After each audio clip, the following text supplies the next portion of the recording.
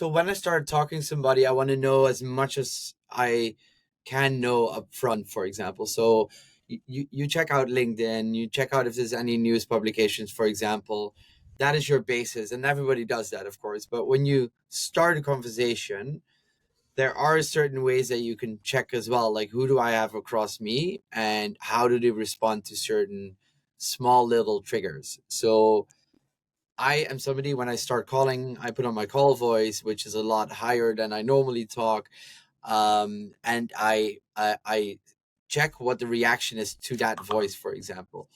If I then notice that somebody responds to that negatively, for example, and says, "Why are you calling me?" and goes down in the voice, I will go down as well. So you want to make sure that you really listen, like, how is somebody responding? And if somebody says, "Why are you calling me?" you can make certain assumptions to that as well. And then you can test and trigger them a little bit by saying, "I can imagine that you're very busy right now. Is that true?"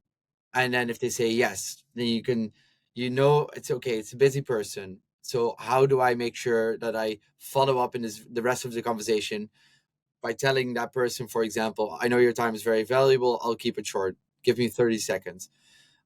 If they say, "I'm not too busy, I'm just wondering why you're calling." Okay, you need to give more explanation. It's somebody who probably wants you to be very meticulous in what you explain to them, and no vague descriptions of why you're calling, trying to get into the pitching mode, for example.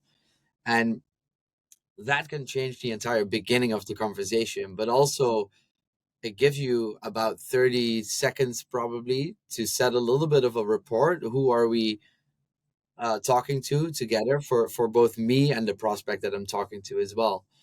I think that is extremely important, to make sure that you hear and you really listen to what somebody says, but also what is the intonation, what are they saying with what they're actually saying. Because as mentioned before, and as everybody in sales usually knows, a no is not per se a no. It can be, "No, not right now. No, I don't have any time. No, I don't know who you are." And they need more explanation to give you a definite rejection.